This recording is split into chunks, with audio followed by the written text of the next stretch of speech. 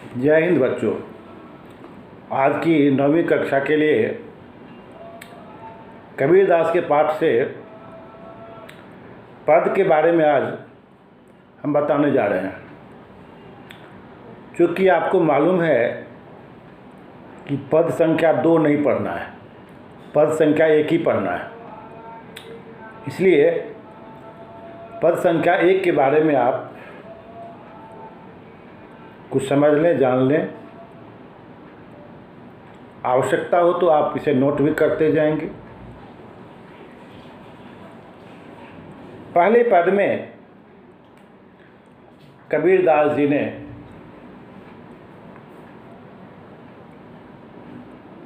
आत्मा और परमात्मा के अभेद संबंधों को बताया है।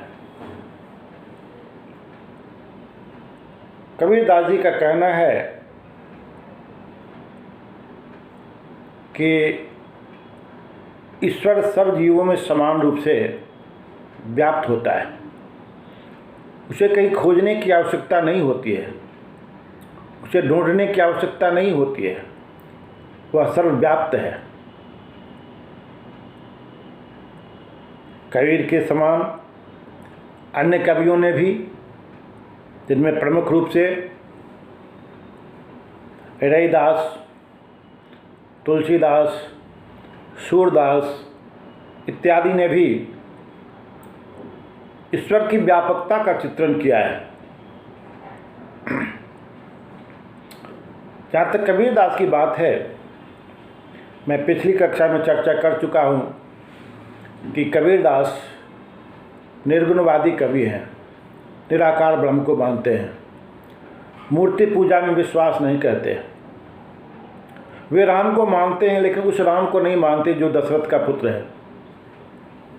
उनका मंतव्य है, दशरथ सित तुम लोक बखाना, राम नाम का मरम है आना। फिर अपना मंतव्य व्यक्त करते हुए इस पद्यांश में कबीर का कहना है कि ईश्वर सर्वव्यापी है, वह निराकार है, वह सभी जीवों में समान रूप से पाया जाता है। पद की पंक्ति देखिए। मोको कहाँ ढूंढे बंदे, मैं तो तेरे पास में। मोको कहाँ, कबीरदास की ईश्वर कहते हैं अपने भक्त से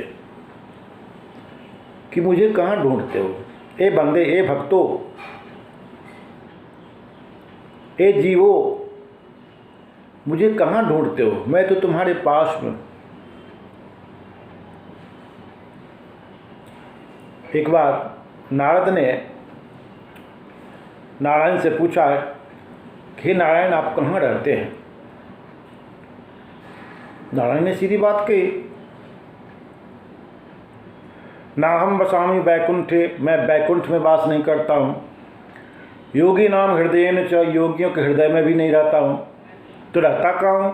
मद भक्ता यत्र गायन्ते तत्र तिष्ठामि नारद। मेरे भक्त जहाँ रहते हैं मैं वहीं निवास करता हूँ। अर्थात भक्त मुझे जहाँ भी बुला लेते हैं मैं वहाँ हाजिर हो जाता हूँ, उपस्थित हो जाता हूँ। कबीर का दृष्टिकोण भी वैसा ही कुछ है। कबीर के ईश्वर अपने बंदे से कहते हैं कि तुम मुझे कहाँ खोजते हो, मैं तो सर्वव्यापी हूँ, सब जगह हूँ, मैं तो तुम्हारी अंतरात्मा में निवास करता हूँ। फिर कहते, नामे देवल नामे मस्जिद, मैं देवताओं के मंदिर में नहीं रहता हूँ, मुस्लिमों के मस्जिद में नहीं रहता हूँ।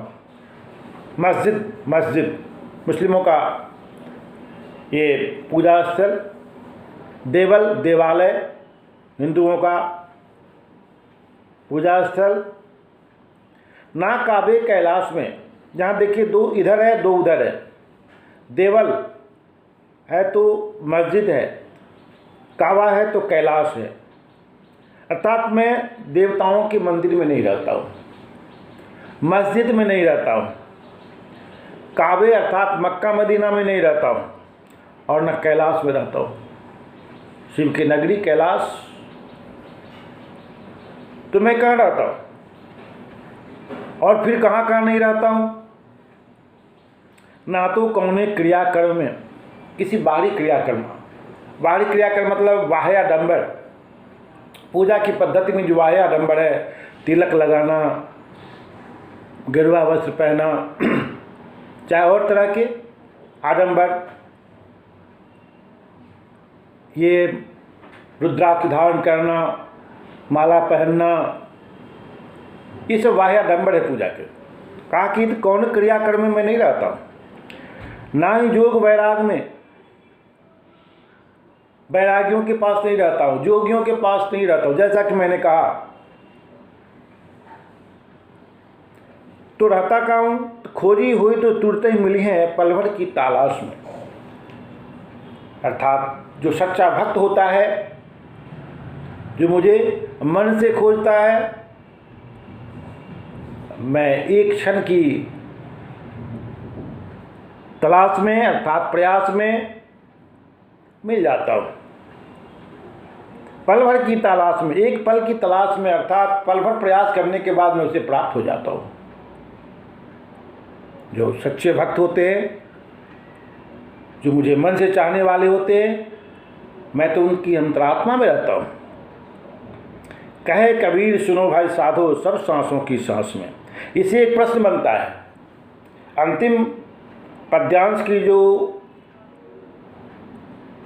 पंक्ति है, उसमें कबीर ने कहा है कि सब सांसों की सांस में रहता हूँ। एक प्रश्न से बनता है कि कबीर ने सब सांसों की सांस में क्यों कहा है, हम बताएंगे आगे।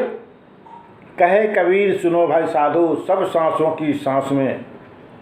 कबीरदास जी अपने भक्तों को कहते हैं, ये भक्तों, तुम मुझे अन्यत्र मत खोजो, कहीं मत खोजो, मैं तो तुम्हारी उपस्थिति में रहता हूँ, अर्थात तुम्हारे सानिध्य में निवास करता हूँ, तुम्हारे पास रहता हूँ, मुझे कहीं खोजने की जरूरत नहीं है। सब सांसों की सांस में का अर्थ है, जितने जीव जंतु हैं धरती पर, कहा गया कि 84 लाख जीव जंतु हैं, तो सब में मेरा वास है। गीता में भगवान कृष्ण ने कहा, हे अर्जुन ममई मांसो जीव लोके, संसार में जितने प्राणी हैं, जितने जीव हैं, सब में मेरा निवास स्थान है। वही बाबा तुलसीदास ने मानस में लिखा कि ईश्वर अंश जीव अविनाशी, चेतन अमल सहज सुख राशि, सु माया बस रहो बुलाने, बंधो कीर मरकट के नाय। जीव माया के कारण अपने अस्तित्व को भूल जाता है। वह यह नहीं जान पाता है कि मैं भी एक परमात्मा का अंश हूँ। कवि ने एक जगह और कहा है, कस्तूरी का मृग ज्यों फिर सूंघे घास। कस्तूरी का वास मृगा के नाभि में होता है, लेकिन अज्ञानता के कारण मृगा उसे घास दर परत खोजते फिरता है, घास सूंघते फिरता है, वह भटकते रहता है कि वह वास आखिर आ कहाँ से रही है, क्योंकि उसमें अज्ञानता है। उसी प्रकार जीव मंदिर में, मस्जिद में, देवालय में, तीर्थस्थल में, पूजा गृह में खोजते फिरता है, फिर यह नहीं जानता कि मेरे अंतर्ष में भी परमात्मा का निवास स्थान है। यह अज्ञानता मूल कारण।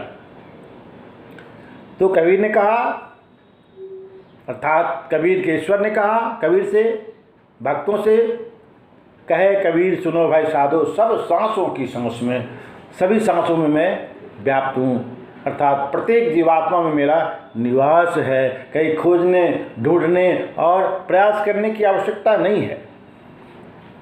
तो बच्चों, आपने देखा कि पूरे पद्यांश में कवि ने ईश्वर की सर्वव्यापकता का चित्रण किया है।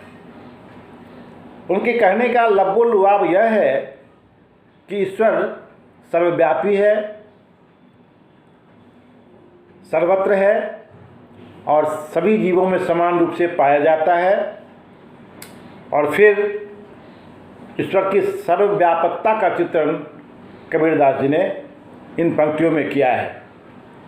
अब हम थोड़ा इससे हटकर चलेंगे कि कहने का क्या मतलब है। कबीर ने माया डंबरों पर कुठाराघात किया है और पद में स्वर मैत्रिक अलंकार का प्रयोग किया गया। एक प्रकार के स्वर मिलते हैं।